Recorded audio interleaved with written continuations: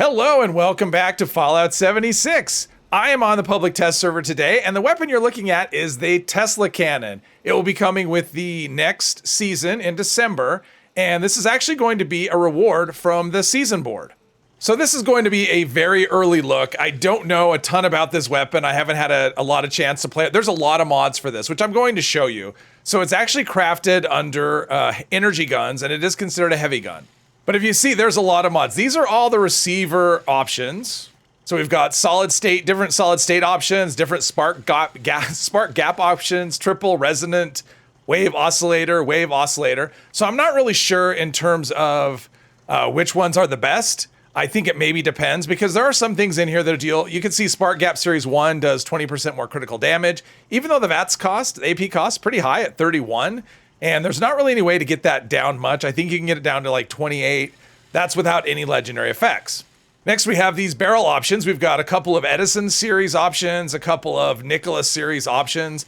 I'm not really sure what the difference is. It looks like maybe the Nikola ones are for manual aiming because they have less recoil, but they also do less damage as well. So I'm not really sure, like I said, what the best way to go is. Then we have ampacity, which looks like it's just ammo capacity is what that is. I guess that's ammo capacity combined together. So the default is 50 and the capacity with the huge is 100. Now you can also see under there, ammo per shot is 5. So every time you pull the trigger on this, it's gonna use 5 fusion cells. Then we have some scope options. We've got a night vision scope, a recon scope, standard sights. Unless you're aiming down scope, I've just been using the standard sights when I played around with this a little bit. And then we have assembly. We've got stock assembly and direct current muzzle. And if you notice on top, when you change it to direct current muzzle, it reduces the target's damage resistance by 10% for 6 seconds. So your target will take more damage. And that, I mean, if it says it reduces resistance, that should be for anybody that's shooting it. But it doesn't look like it affects the amount of damage we do.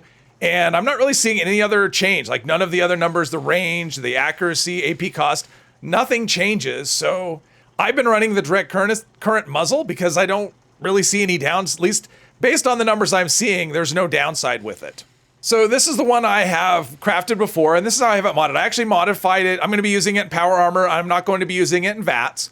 So I put aristocrats on it. Originally I tried quad because I figured if we get the ammo from 400 up to, or from 100 to 400, that'd be good. It doesn't do that though. It takes the ammo capacity up to 250. So I figured let's just go for extra damage. I have Hitman's, which is damage while aiming, and faster reload speed. And then I just did mods based on how much damage. So whatever damage was the most, that's what I went with. So we got the triple resonant wave oscillator, Edison Series 2, huge ampacity scope, which I think was default. I didn't add a scope onto that, so... Oh no, that's the, okay, never mind. The scope I'm using, I'm confused. Yeah, there's no scope on it. It looks like there's just standard sights is all. And I'm using the direct current muzzle. And another thing, so Demolition Expert actually does increase the damage on it. Equipping and unequipping this perk does affect the damage. So that is something you want to run. And Grenadier, because you want to increase the effective radius, how far the arcs land.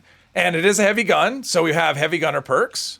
Also using stabilized. The science perks, they don't do anything. I just have them on there because I have the room. Because the way all the perks are on the PTS, they've moved around quite a bit. I've had to just kind of slot in perks here and there. It's going to take a while for me to get my head around where all the new perks are supposed to fit in, with all the changes and stuff. But yeah, the science perks, they don't do anything as far as damage goes.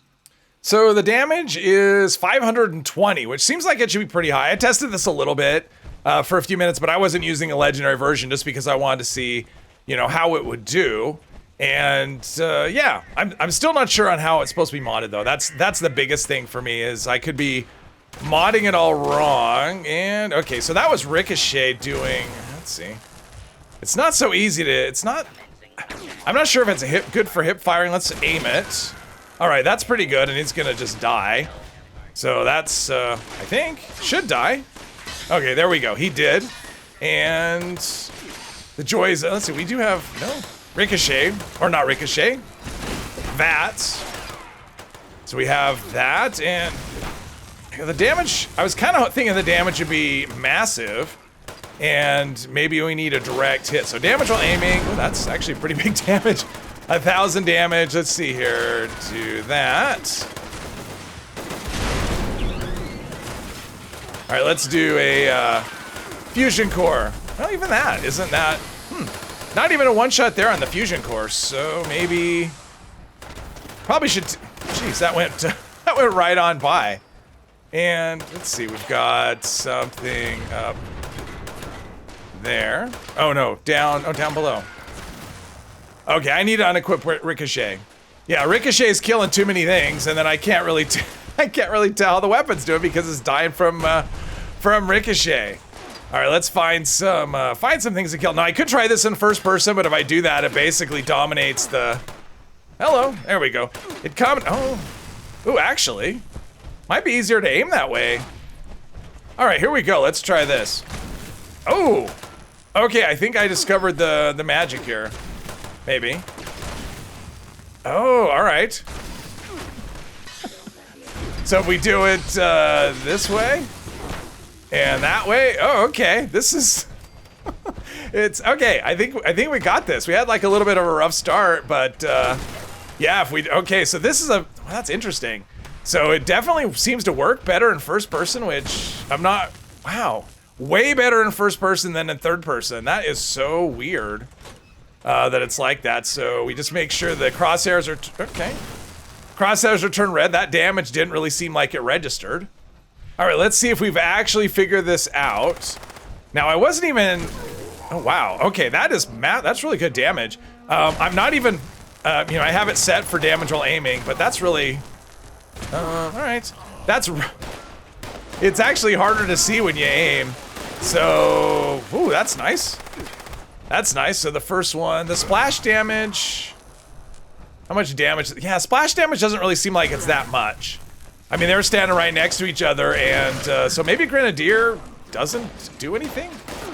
I mean, it does for regular. Okay, yeah, some of these shots seem like they just don't register, like they go right through. There is a little bit of a pause, like you cannot fire the gun as fast as you can pull the trigger. So I'll do a couple of shots, like 2 in a row as fast as I can. If I can find, well, I'll just do the wall. So I'm gonna fire 2 as fast in a row as I can. So there's a little bit of a delay built in between the shots. So this isn't something you can necessarily spam like you can like a Tesla rifle, for example. Where that one you can basically fire as fast as you can pull the trigger. The damage is pretty nice though. Let's go back to third person again and see. So if I line up and I wait for it to be red, okay, so basically you just want to watch the crosshairs, and when the crosshairs are red, that's when you want to pull the trigger. So okay, so it works well in third person as well. You just have to be, just be careful how you aim it, I guess. All right, so let's see how we do against Snallies. They're pretty tanky. Oh, okay, so weak spot damage, you definitely want that. Oh, okay. But if they're coming at you fast, it's not a fast-firing weapon, so that's a thing. Yeah, it's not really. Maybe it's not really suited for that kind of enemy. It almost feels like. Let's go back to first person and do a stim pack because Born Survivor doesn't seem to be doing its thing. So kind of flashy, although it's not too bad. I gotta say, for flashing weapons, I know that there has been work done on. Like explosive effects, visual flashes and stuff. They've worked to tone that down. I haven't really experienced experiment with any other kind of weapons though, so I don't know, how the difference would be. Let's see here. Yeah, the splash damage. That I would say so far is disappointing. Now maybe there's a mod that increases that, but it doesn't seem like, even if 2 enemies are standing right next to each other with Grenadier equipped, doesn't really seem like it does much. Now, one thing I don't know is how you get the mods. Like, I don't know. This is a season board item, like a season reward. I don't know if the mods are that way too, or if they come from some other source. I'm just not sure. Because right now in the PTS, you just know the plan. If you log in, you just go to a workbench and you can just craft, all of the stuff, which is kind of nice. It's nice to be able to test, stuff that's actually going to be, because it has an atomic shop symbol next to it, which is going to be on the scoreboard. So it's kind of nice that way. Let's see here. Got him, and yeah, you have to hit the enemies directly. So it doesn't work just like a Tesla. That's for like a Tesla rifle. That's for sure. you have to hit the enemies directly to get the damage because the splash. So almost Grenadier doesn't seem like you really need it. Like it's really going to do anything. Oh yeah, they remapped the grenades. So that's a thing as well. That's going to take some getting used to. All right, let's see what we could do with her. And what's the range on this? I mean, it says that it's like 200. Well, it's actually pretty good if I actually hit her. It's actually pretty good damage, but again, it's hard. Well, at least for me, it's hard to hit the fast-moving things. I guess the nice thing about no splash, well, that's actually really good damage. I mean, every time we were able to connect a hit with her, it took a big chunk of health from her. Now, this is probably a dumb place to use this, just because, yeah, shooting things out of the sky is not really what these things are. What this kind of weapon is for. Jeez, point blank and a miss. Kind of surprised that didn't kill it. It seems like it should. Oh, there we go. Yeah, okay, I tagged her. Let's see what happens here. Yeah, one. Okay, yeah, enemies that get too close seem to be kind of a problem. But you really have to be accurate. There's not, like, the hitbox is not very forgiving with this at all. Wonder if I shoot the ground. Yeah, see that it doesn't do much. I mean, yeah, you can see it's registering, but it's not really doing much. So shooting the ground doesn't seem to be a good thing. Let's, oh, look at that. She's finally landing? There we go. She's finally landing. Let's see what kind of damage we can do to her if we can hit her. So it's registering okay numbers, but wow, that's just not a... The rate of fire is kind of what lets you down on this. You can't really... Something... Dog's kind of annoying. Yeah, the damage is, again, I'm not, you know, I haven't had enough time with this to know what the best mod's for it, and this may not be the best use. But almost, I don't know, at times it feels very strong, and other times it feels like a regular Tesla rifle would be a better option. I think I got it. All right, wow. And there you have it, a very early look at the Tesla Cannon. This should be part of the December update, so we're still looking at a couple months away before this actually shows up. And since I haven't had a ton of time with the weapon, I don't necessarily know if I'm using the right mods or what the ideal use case for this is. But I mainly wanted just to give you a look at it so you could see it in action, see what it looks like, because I do think it looks pretty cool. I love the model of this. So yeah, this is a pretty neat looking weapon. Hopefully you enjoyed this video. If you did, please hit one of the buttons, and I hope you join me in the next one. Thank you very much.